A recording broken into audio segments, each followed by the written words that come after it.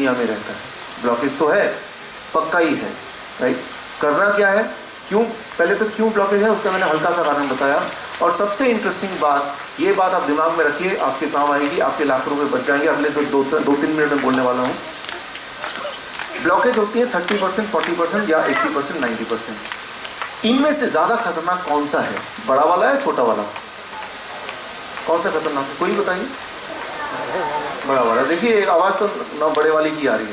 Understand कीजिए, जो बड़ा वाला ब्लॉकेज है वो ज्यादा समय से बॉडी में है, जो छोटा वाला है वो ज्यादा समय से है। बड़ा वाला ज्यादा समय, तभी तो बड़ा वाला धीरे धीरे। जो छोटे वाले होते हैं 30%, 20% ब्लॉकेज, वो थोड़े दिन पहले वाले हैं, फ्रेजाइल है, पहली बात। दूसरी बात, they are plenty in numbers, खूब सारे होते हैं, राइट।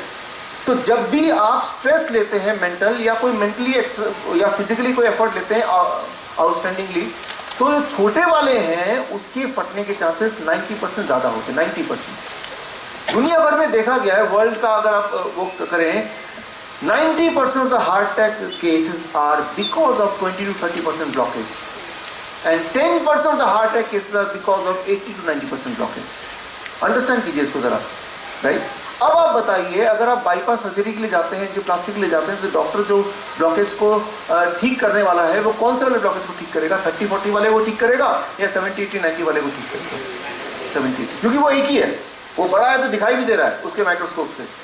और जो 30-40 वाले हैं वो प्लेंटी हैं, और कई बार वो उनके डायग्नोस्टिक टूल से, एंजियोग्राफी से दिखाई नहीं भी देगा, राइट। तो उसको ठीक करने का सवाल ही नहीं था। अगर आपने 80-90% ब्लॉकेज को ठीक किया भी, तो भी आपके हार्ट अटैक होने के चांसेस कितने घट गए? 10% होंगे। लेकिन ऑन द अदर हैंड, उसके लिए जो सर्जिकल वो आपने प्रोसीजर अपनाया, वो उससे कई गुना ज्यादा घातक है, ना केवल फाइनेंशियली, हेल्थ वाइज। जीवन भर आप उस हॉस्पिटल के कस्टमर बन जाएंगे, आपको डिस्काउंट भी मिला करेगा। अगली बार आएंगे बोलते नहीं, आपको डिस्काउंट मिल जाएगा, आप तो पुराने कस्टमर हैं।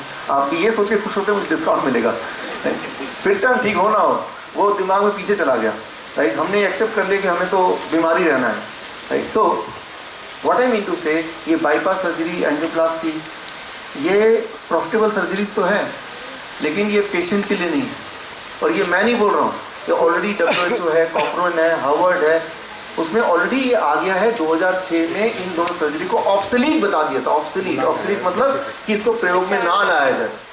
लेकिन डॉक्टर भी क्या करे, 40% जो हॉस्पिटल जहाँ कार्डियोलॉजी डिपार्टमेंट है, 40% of the revenue comes from these two surgeries and 60% revenue comes from rest of the things, बाकी और सारी। जिस दिन ये दोनों सर्जरी बंद कर दिया हॉस्पिटल ने, उस दिन उनका जो इकोनॉमिक्स है वो क्रैश हो गया। That is the problem with them. So my sympathy is there with them although, right. लेकिन एक बात तो ध्यान रखना पड़ेगा, 19% तक पेशेंट रेव गुलाम ना गुलाम नहीं होना है। सो इसको समझने के लिए थोड़ा I give you one interesting example. Cholesterol. 1953 से पहले किसी को कोलेस्ट्रॉल की कोई बीमारी नहीं थी। 1953 से पहले ये जो कोलेस्ट्रॉल की बीमारी आई कहां से, ये बड़ा ही इंटरेस्टिंग साइंस है। बीमारी को बनाने की एक इन्वेंशन की एक कला, इसे कहते हैं डिजीज मॉन्जरिंग। 1895 की बात है, एक सर्जन थे, उनका नाम था जोसेफ लिस्टर। उनकी एक कंपनी थी, फ्लोर क्लीनर की कंपनी, और साथ में सर्जरी भी करते थे। सर्जरी का धंधा भी नहीं चलता और फ्लोर क्लीनर का तो बिल्कुल नहीं चलता।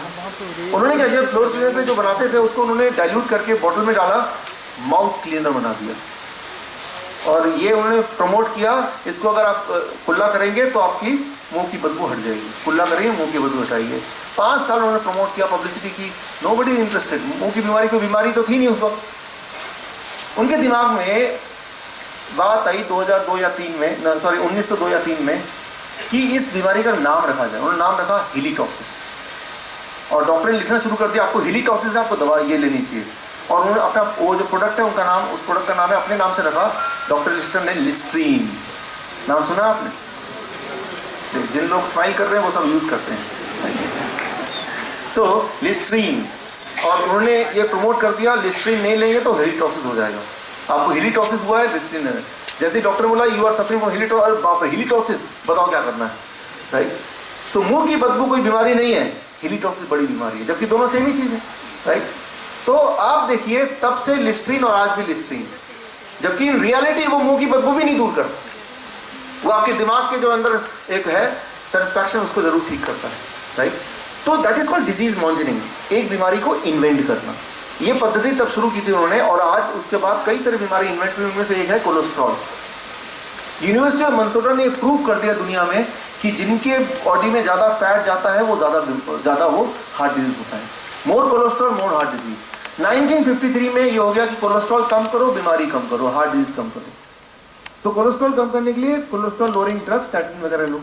WHO ने देखा कि दो लोग हैं, दोनों की कोलेस्ट्रॉल बढ़ी हुई है। एक ने स्टैटिन लिया, कोलेस्ट्रॉल लोअरिंग ड्रग, एक ने नहीं लिया।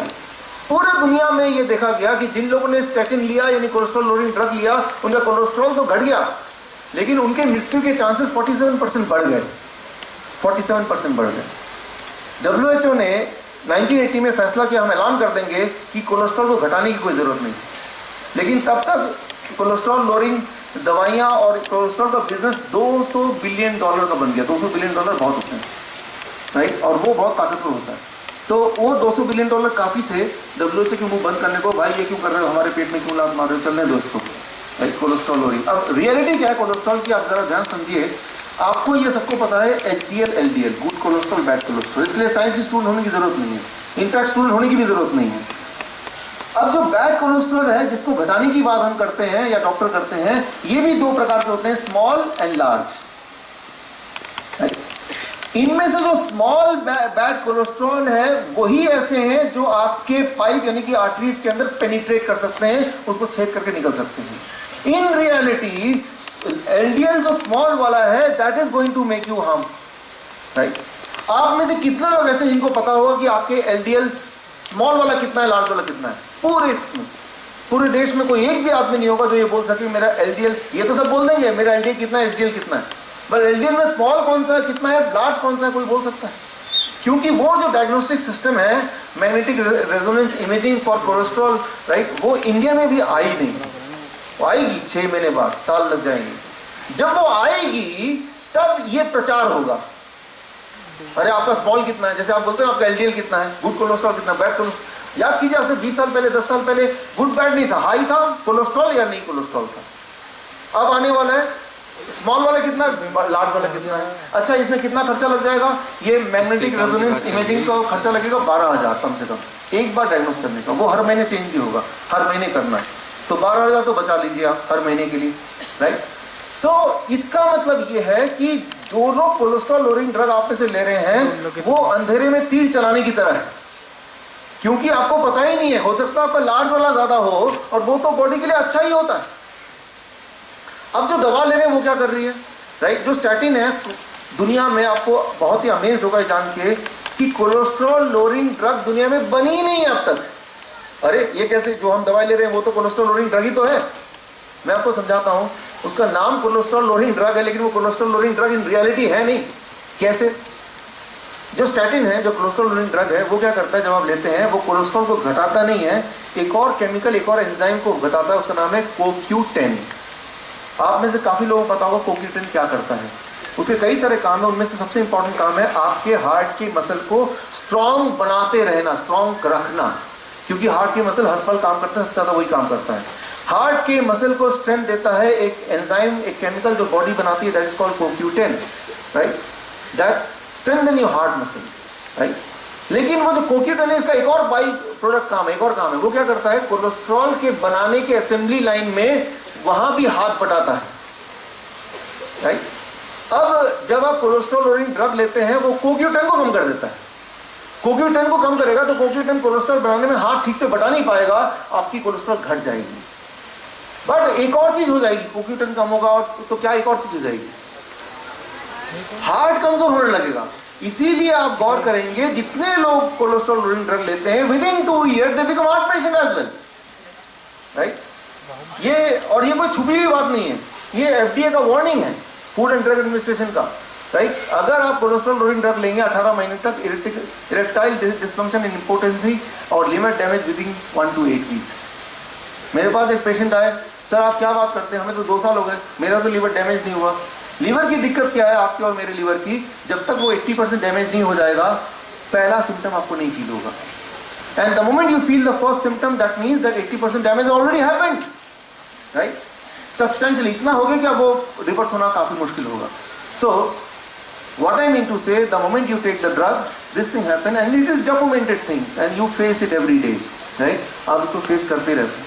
तो मतलब मुझे ऐसा लगता है कि जो डॉक्टर्स की जो साइकोलॉजी कुछ ऐसी है, आपके घर में जो पानी है वहाँ लीक कर रहा है, बाथरूम का पानी। इमेजिन कीजिए आपने प्लम्बर को बुलाया, प्लम्बर ने क्या किया, आपके पानी का जो सप्लाई है वो काट दिया। देखो लीक कर रहा है, नहीं लीक कर रहा है, तो ठीक हो गया ना, right? What I mean to say, अगर आपके ब्लड में कोलेस्ट्रॉल ज्यादा आता है, वो कोलेस्ट्रॉल की गलती नहीं है। अगर आपके बाथरूम में पानी लीक करता है तो पानी की गलती नहीं है, पानी की कोई दिक्कत नहीं है, राइट?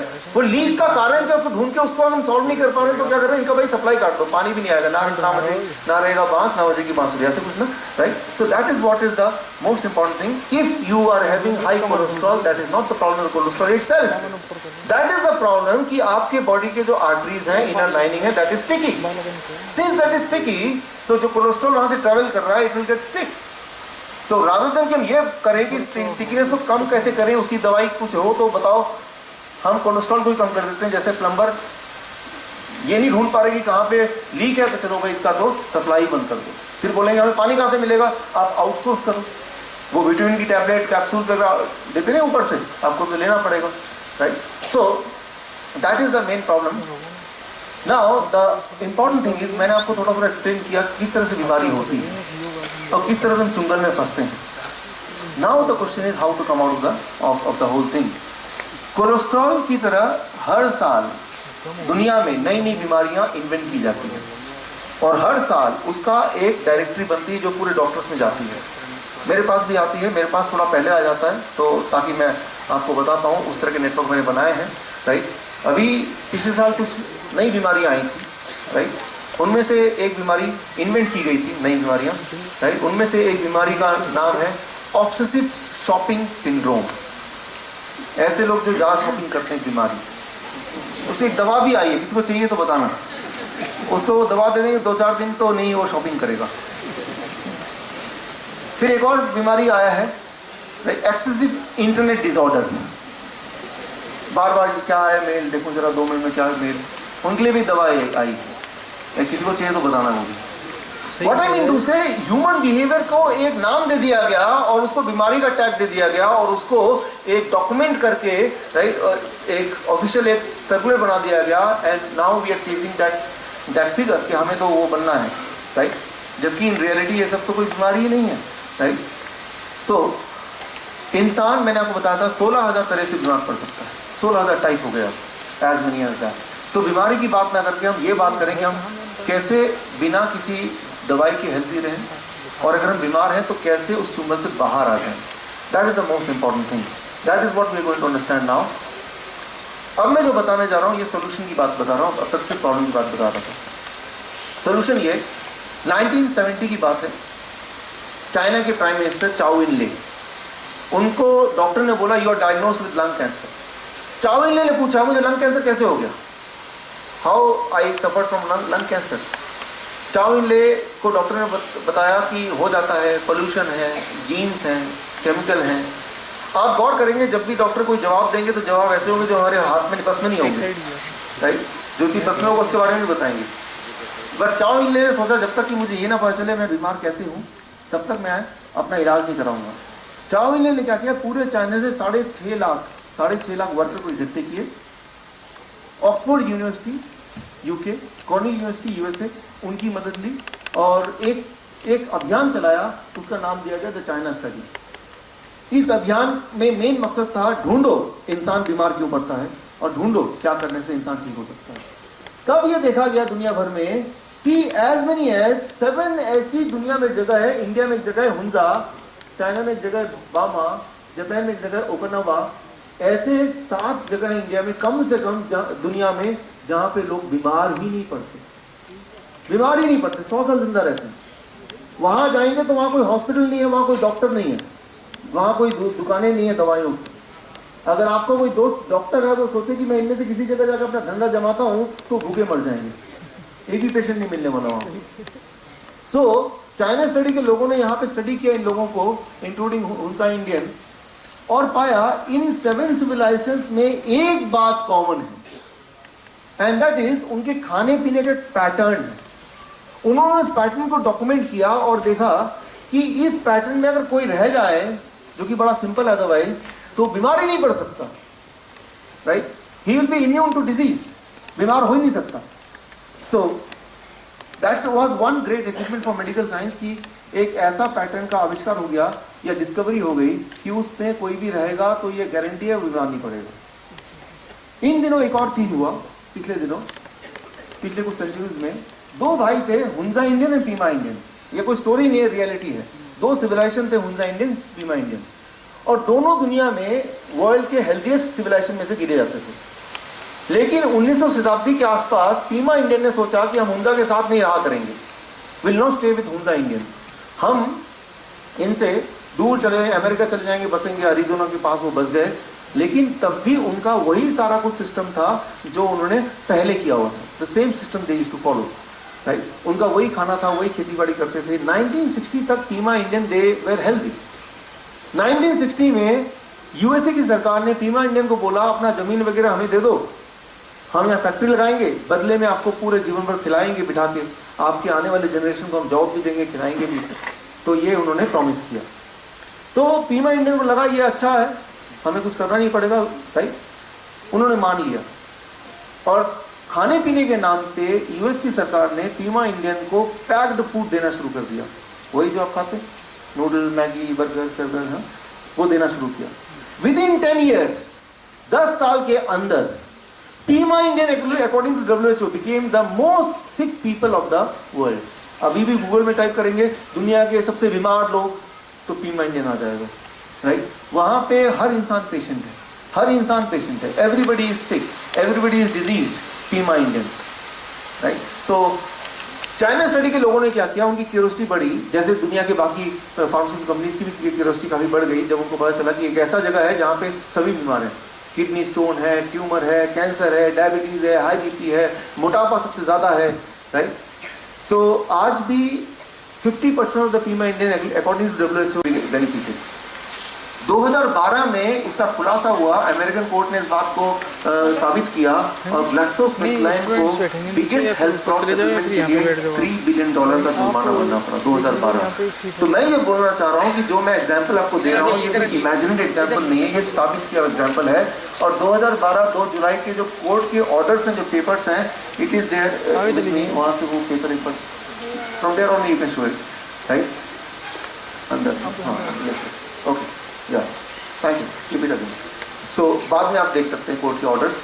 सो ये कोर्ट के ऑर्डर, और ये 2012 में यूएस की कोर्ट ने पकड़ा, 2013 में चाइना की कोर्ट ने ये पकड़ा, 2014 में अभी, राइट, पोलैंड के कोर्ट ने इस बात को पकड़ा, स्मिथक्लाइन, ग्लैक्सोस्मिथक्लाइन की।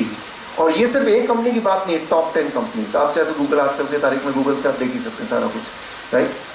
You have to be your own doctors, आपको अपना डॉक्टर बनना पड़ेगा। अगर आप सोचते हैं कि मेरे हेल्थ के लिए वो डॉक्टर रिस्पॉन्सिबल, वो डॉक्टर रिस्पॉन्सिबल नहीं है।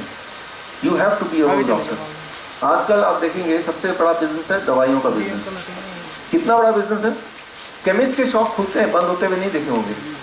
आज देखिए जो भी मार्केट से आप आए उस मार्केट में गिन लीजिए total shop, it is 4 to 5 shop का केमिस्ट शॉप। अगर इतनी छोटी बूथ थी, 6 महीने बाद वो डबल बूथ हो जाती है। सर्वोदय हॉस्पिटल है यहाँ पे, उसमें जो केमिस्ट का बूथ है, एक बूथ अगर आप लेना चाहेंगे, सिक्योरिटी है 1 साल की 2 करोड़ रुपए, सिक्योरिटी सिर्फ, किराया नहीं बोल रहा हूँ मैं, राइट? 2 करोड़। आजकल डॉक्टर इतने मजबूर हो गए, कई सारे डॉक्टर्स हैं आपके जाने पहचाने जिन्होंने अपनी अपनी दवाई कंपनी खोल ली है, अपनी company, right? They started their own companies including metro में SS बंसल। उनकी जितनी भी, अगर आप में से कोई पेशेंट है, वो एवेंचर फार्मास्यूटिकल्स जो कि उनकी कंपनी है, 10 में से 8 गोलियाँ उन्हीं कंपनी की होगी, right? So it is like that, you have to be your own doctor. वैसे भी दुनिया भर में भी देखा गया है कि जब जब डॉक्टरों ने स्ट्राइक की है, मृत्यु दर न जाने कैसे अपने आप कम हो गई है।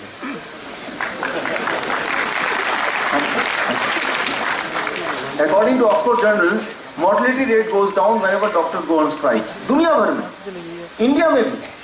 आपको याद होगा 1 मार्च से लेकर 7 मार्च तक स्ट्राइक हो गए थे डॉक्टरों के, याद है आपको?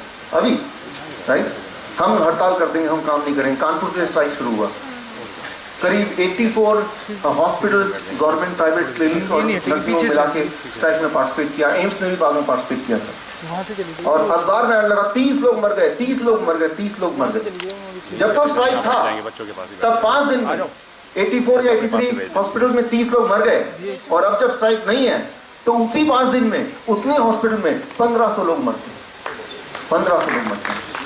कभी भी जाके देखिए, खुला चैलेंज, राइट, 1500, राइट। तो दवाइयों के बिना जितने लोग नहीं मरते उससे कई गुना ज्यादा लोग दवाइयों के साथ मरते हैं, right. That is one important thing. I strongly feel 1947 तक देश अंग्रेजों का गुलाम था, आज देश अंग्रेजी दवा का गुलाम है। So we have to together come out of it.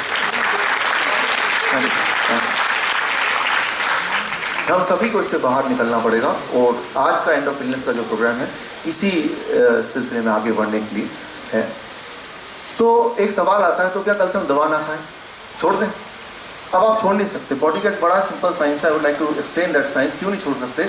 Hello, मान लो किसी को इंसुलिन चढ़ा हुआ है, इंसुलिन के शॉट्स लेते हैं, और तो क्या करता है बॉडी देखता है ये तो आउटसोर्स कर ही रहा है, बाहर से आ रहा है, तो बॉडी आलसी है, अपना मैकेनिज्म स्विच ऑफ कर देता है, राइट। फॉर एग्जाम्पल, मान लो आपको नींद की प्रॉब्लम नहीं, नींद ना आने की प्रॉब्लम नहीं है, लेकिन फिर भी आपको कोई स्लीपिंग पिल्स यूं ही देता रहता है टॉफी की तरह। अचानक अगर देना बंद कर दे तो आपको एक्चुअली नींद नहीं आएगी। घनी देर को मान लो आपको डिप्रेशन नहीं है, you are not depressed person, घंटा को, but unknowingly you are consuming anti depressant tablets. कुछ दिन बाद अगर दवा नहीं लेंगे बाई चांस, तो actually you start feeling depressed. तो आपकी बॉडी जो है it becomes drug dependent. When you give the body a particular drug for a particular brief period of time, for the lifetime you become drug dependent. That is one important interesting thing about the drug. We must understand. अगर कोई दवाई आपकी चल रही है, BP की चल रही है, डायबिटिक चल रही है, कोलेस्ट्रॉल, तो एक झटके में आप उसको छोड़ने का जो मेथड मैं आपको बताऊंगा, right? How to free yourself from drugs, how to free yourself from disease, and how to free yourself from doctors as well, right? That I am going to say. What I mean to say, the warning is, अचानक एक दिन छोड़ दिया, that can be deadly. इसलिए नहीं कि दवा आपको हेल्प कर रही है जीने में, बट इसलिए कि बॉडी का एक अपना मैकेनिज्म सिस्टम भी है, वो डिपेंडेंट हो जाता है। फॉर एग्जाम्पल, मान लीजिए यहाँ पे एक टेबल है, इमेजिन कीजिए मैं टेबल को पकड़ के खड़ा हूँ, आपसे बात कर रहा हूँ उसके सहारे से, बिना मुझे वार्निंग दिए कोई अगर टेबल खींच ले, देयर इज अ चांस कि मैं एकदम गिर पड़ूंगा। इसका मतलब ये नहीं कि मेरे पैर में शक्ति नहीं है कि मैं अपने आप में खड़ा हो सकूँ, इसका मतलब ये है कि मैं निर्भर हो गया था उस पर, और अचानक उसको बिना वार्निंग दिए किसी ने खींच लिया। तो बॉडी को बताना पड़ेगा आपको कि भाई आज से डायबिटीज की दवाई लेना मैं बंद करने वाला हूँ, पहले आपको वार्निंग देनी पड़ेगी। तो आपका जो ब्रेन है वैभव के ब्रेन की तरह उसको अंडरस्टैंड करेगा, राइट, एंड देन वो स्टार्ट करेगा। But how to do it, ये कैसे करना है, right, that is what we are going to understand today. यही हम यहाँ पे आज समझने चाहते हैं, राइट। इस आज के इसका सिर्फ एक ही मकसद है कि we should be free of all the drugs, right, we should be free of all the drugs. इंसान 16,000 तरह से बीमार पड़ता है, 16,000 तरह से ऐसी बीमारियां जो बाकी एनिमल को कभी नहीं होती। इंसान एक ऐसा जानवर जो बीमारी से मरता है। कभी सुना आपने बिल्ली हार्ट अटैक से मर गई? अनयूजुअल। शर्मा जी हार्ट से चल बसे, ये एक्सेप्टेबल है। हम शर्मा जी साहब कल मिले थे, बड़े हेल्दी लग रहे थे, but it acceptable, right. First फरवरी की बात है, ऐसे ही एक मेरा लेक्चर था, ये तो सिर्फ 1-8 घंटे का है, वो तो 6 दिन का था, रोज 4 घंटे हेल्थ वर्कशॉप। बारामती एक शहर है, वहाँ पे वसंतराव साठे ऑडिटोरियम है, नाट्यगृह। इसी तरह से सैटरडे का दिन था, सुबह का, और जब मेरा ट्रेनिंग चल रहा था साथ में एक प्लेग्राउंड था, वहाँ से शोर आ रही थी। जितनी बार वहाँ पे क्रिकेट मैच का छक्का लगता, एक गाना वो ऑन कर देते और बड़ा डिस्टर्बेंस यहाँ पे आ रहा। मैंने ऑर्गेनाइजर से पूछा भाई ये कब तक चलेगा? उन्होंने बोला कि 6 दिन तक चलेगा। मैं समझ गया कि अगले 5 दिन भी इनको झेलना पड़ेगा। लेकिन अगले दिन संडे था, 2 फरवरी की, when I came I realize there was a period of silence. कोई क्रिकेट मैच नहीं चल रहा। मैंने पूछा कि वो क्या हुआ 6 दिन का? अभी तो एक ही दिन हुआ था। तो उन्होंने बोला कि Baramati tigers and Pune Royals के बीच में मैच चल रहा था, बड़ा प्लेग्राउंड था, उसमें Baramati tiger they won the match, वो क्रिकेट मैच जीत गए। उसमें जो मैन ऑफ द मैच मिला mister Raj, right, man of the match mister Raj को मिला। मैन ऑफ द मैच जब मिला, वो लेके इतने खुश हुए, एक्साइटेड में, ऑन द ग्राउंड उनका हार्ट अटैक आ गया, ही डाइड, मृत्यु हो गई। क्योंकि मैं उस शहर में था, मेरी इच्छा हुई जानने की कैसे हुआ, क्या हुआ। I went deep inside, right. मैं उनके घर वालों से मिला, उनके परिवार में उनकी वाइफ थी, बच्चा था, राइट, सारा हंसता खेलता परिवार। तो मैंने पाया कि वो जीवन भर वो स्पोर्ट्स पर्सन रहे थे। 31 ईयर्स उनकी उम्र थी। उनके वीडियो से पता चलता है, और क्योंकि वो क्रिकेट के खिलाड़ी थे, वो बड़े हेल्थी थे, बड़े फिट थे, राइट। तो कभी कोई नशा, कभी शराब या नॉनवेज कुछ भी नहीं था। He died of heart attack. At least दिखने में इतने हेल्दी थे, शायद हम में से शायद ही कोई उससे मैच कर पाता होगा। What I mean to say, we cannot take health for granted, right? तो लेकिन ये हुआ कैसे, पहली बात। और क्या हम ऐसे अनफोर्सीन चीज़ों को हम अवॉइड कर सकते हैं, ओवरकम कर सकते हैं? क्या कोई तैयारी कर सकते हैं? पहला क्वेश्चन का पहला जवाब ये हुआ कैसे। फिर आज हम क्या करें ताकि वो नौबत हमारे साथ तो ना आए, राइट? तो कैसे हुआ ये बताना अपने लिए बहुत ज़रूरी है, क्योंकि जब तक हमें हमारी गाड़ी खुद की नहीं चोरी होती, हमें लगता है कि चोरी तो किसी और की गाड़ी होती होगी। और एक बार हमारी कोई चीज़ गुम होती तो दिमाग में आता एक बार मिल जाए, अगली बार से मैं ध्यान रखूंगा, राइट? तो वो अगली बार ही आई ये बात, राइट? तो I am going to share what happened exactly. ये बात ज़रा ध्यान सुनिए, बिकॉज ये आपको अप्लाई करना है अपने लिए, अपने बच्चों के लिए। आपका जो बॉडी है, मेरा जो बॉडी है, इसमें पाइप्स हैं, ब्लड वेसल्स हैं, कैपिलरीज हैं, आर्टरीज हैं, वेन्स हैं, जिसके थ्रू ब्लड फ्लो होता है exactly in the same manner जैसे आपके इस शहर में पानी के नीचे पाइप्स हैं जिसके थ्रू हर घर में पानी जाता है। इमेजिन कीजिए हर घर जो है वो अपने आप में बॉडी के हर सेल्स जहाँ पानी पहुँचता है। अब इमेजिन कीजिए एक ऐसा घर है पूरे शहर में जहाँ पानी तो टंकी मेन से तो पानी आ रहा है लेकिन उस घर में नहीं पहुँच रहा, तो कारण क्या होगा? उस घर वाला जो रास्ते वाला पाइप है उसके बीच में कोई ना कोई ब्लॉकेज होगा, राइट? लेकिन कौन से वाले घर में, यहाँ पे मान लो 10,000 घर हैं फरीदाबाद में या 50,000 घर हैं, कौन से वाले घर में और कौन से वाले पाइप में ब्लॉक होगा अभी आपको तब तक नहीं पता चलेगा जब तक कि एक्चुअली ब्लॉक ना हो जाए। ये तो समझते हैं, राइट? सो लेकिन अब इमेजिन कीजिए जिस घर में ब्लॉक है वो आप ही का घर है। अब इमेजिन कीजिए क्या क्या प्रॉब्लम्स होंगी आपको, राइट? अगर पानी नहीं आ रहा तो what all problem you can face. Now you can associate आपके बॉडी में भी 100 बिलियन सेल्स हैं। एक सेल एक घर की तरह है और जैसे वो पानी आता है तो वो ब्लड जहाँ नहीं पहुँचेगा तो ब्लड की नहीं पहुँचने से न्यूट्रिएंट नहीं पहुँचेंगे, ऑक्सीजन नहीं पहुँचेगी। इवन हम पानी से और क्या करते हैं, वेस्ट को बाहर निकालते हैं, धोते हैं घर को, राइट? वो सारी चीज़ें उस वाले सेल्स को यानी कि उस वाले घर को नहीं मिलेगी। तो वो वाला सेल यानी कि वो वाला घर it will start dying, right? लेकिन वो घर कौन सा वाला हो सकता है, क्या कोई बता सकता है? अगर वो वाला घर बॉडी के किसी भी पार्ट में होगा आपको कैसे पता चलेगा? उस पार्ट में दर्द होना शुरू कर हो जाएगा, राइट? बट इफ वो वाला घर happens to be your heart तो दर्द नहीं होगा, हार्ट अटैक आ जाएगा, राइट? तो वो कहीं भी हो सकता है। If it is happens to be your brain तो ब्रेन स्ट्रोक आ जाएगा। ब्रेन स्ट्रोक आने से क्या कि बॉडी का आधा हिस्सा काम करना बंद, एक हाथ नहीं काम करेगा, एक पैर नहीं काम करेगा, आधा जीभ नहीं काम करेगा, राइट? सो तो इसलिए ब्रेन स्ट्रोक, हार्ट अटैक हमें ज़्यादा तंग करते हैं बिकॉज उसका जो कॉन्सिक्वेंसेज वो ज़्यादा होता है इन कंपैरिजन टू बॉडी किसी और का। तो जो ब्लॉकेज है it can be anywhere in the body. जैसे पूरे जो फरीदाबाद के जो पाइप सिस्टम है कहीं ब्लॉकेज हो सकता है किसी घर में, लेकिन अब मंत्री के घर में हो गया, सॉरी तो अखबार के थ्रू सबको पता चल जाएगा, राइट? आपके मेरे घर में हुआ तो नहीं भी पता चलेगा, काम चला लेंगे, राइट? तो ठीक उसी तरह से कि अगर वो मंत्री हार्ट है या ब्रेन पता चलेगा, अगर होगा तो वो हार्ट अटैक आएगा, ब्रेन स्ट्रोक आएगा तो वो ज़्यादा खतरनाक हो जाता है, राइट? बॉडी के केस में। अब ब्लॉकेज क्यों होता है और क्या हम करें ब्लॉकेज ना हो, ये दोनों चीज़ जानना आपको ज़रूरी है। ज़रूरी इसलिए ज़्यादा है क्योंकि ये दोनों चीज़ कोई बताएगा नहीं आपको, कोई डॉक्टर नहीं बताएगा। मैं देखता हूँ, मेरे पास लिस्ट है, राइट? इंडिया के जो कार्डियोलॉजिस्ट हैं, अबाउट 70% कार्डियोलॉजिस्ट का डेथ का कारण है हार्ट अटैक। वो खुद ही उनके, राइट, जो जिसका इलाज करते हैं उसी से उनकी डेथ हो रही है, तो वो आपको क्या क्या इलाज करेंगे?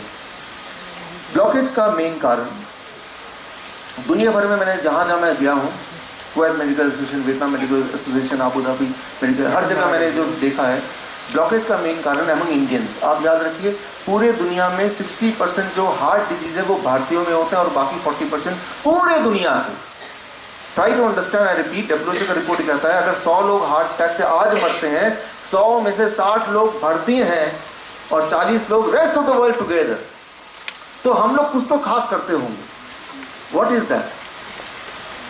ब्लॉकेज का मेन कारण है, the main reason of the blockage is आपके जो आर्टरीज हैं, आपके मेरे हमारे आर्टरीज हैं, आर्टरीज के इनर लाइनिंग जो है वो चिपचिपा हो जाती है थोड़े देर में, right? Is there a trail that trail with the soil? No sir. अच्छा, वो बीज तो वहाँ से। सो ये कैसे काम करता है ये जानना बेहद ज़रूरी है आपके लिए, इसीलिए तो हम यहाँ पे हैं वैसे, राइट? सीड्स दे दो। Now try to understand try to understand आपके अंदर के आर्टरीज के वॉल्स हैं। मैं छोटा सा आपको एग्जांपल देके समझाने की कोशिश कर रहा हूँ, राइट। और ठीक है, थैंक यू। ये मान लो मेरे पास कुछ बीज है, right, this some seeds are there, it is very fertile seeds. इसको पत्थर के ऊपर मैं छोड़ देता हूँ तो क्या ये उगेगा, ग्रो होगा? नहीं होगा, right, it will not grow. But यही बीज को अगर मैं एक मिट्टी और उपजाऊ उसके ऊपर छोड़ देता हूँ, राइट, ये फर्टाइल सॉइल है और इसको गीला है ये, और अब मैं इसके ऊपर छोड़ देता हूँ, इसके अंदर चला जाता है, तो क्या उगेगा? It will grow, right. तो ये सीड्स पे निर्भर नहीं करता है कि ये उगेगा कि नहीं उगेगा, पार्शली निर्भर करता है, ये इसके सराउंडिंग पे भी निर्भर करता है।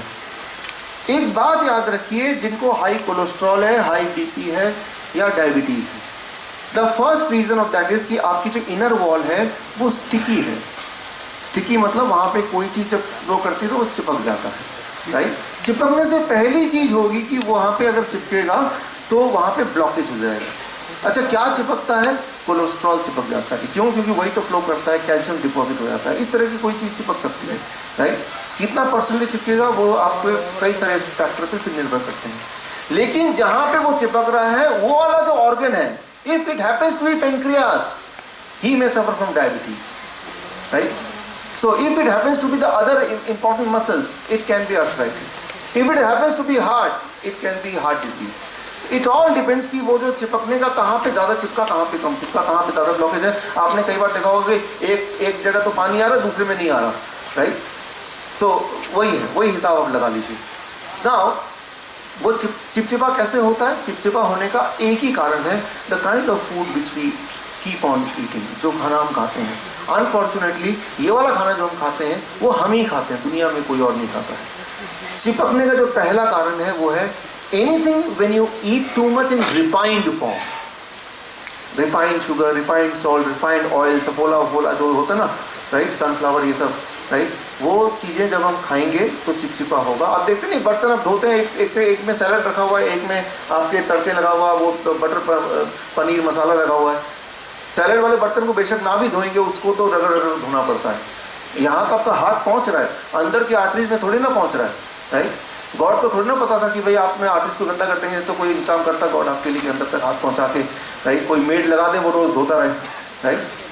सो दैट आर्टरीज वो हर साल 2% ब्लॉकेज होता है, इन ऑन एवरेज बता रहा हूँ, एक रफ फिगर।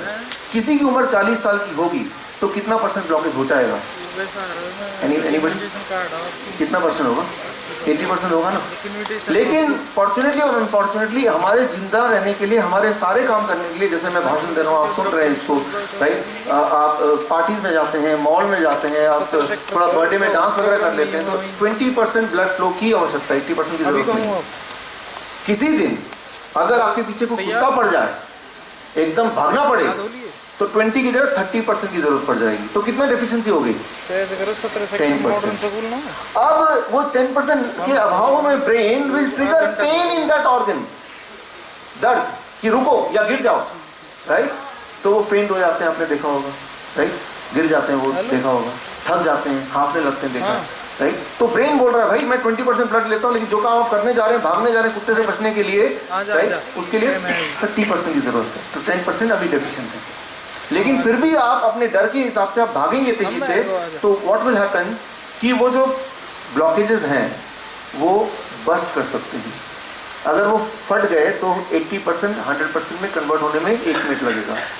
और फिर जैसे मैंने आपको एग्जांपल दिया 31 ईयर ओल्ड राज की, एकदम से डेथ हो सकती है उसी वक्त। इसीलिए अगर कोई कुत्ता पीछे पड़ जाए तो काटने दीजिए, भागेगा मत। काटेगा ही ना, उसका तो फिर भी इलाज है कुछ ना कुछ तो, राइट। सो मैं ये बोलना चाह रहा हूँ कि अगर कोई ये सोचता है कि मेरे बॉडी में ब्लॉकेज नहीं है, तो वो एक नई